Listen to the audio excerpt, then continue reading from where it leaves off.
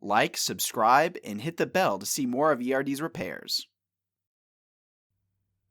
The power supply here came in inoperable from an American semiconductor fab.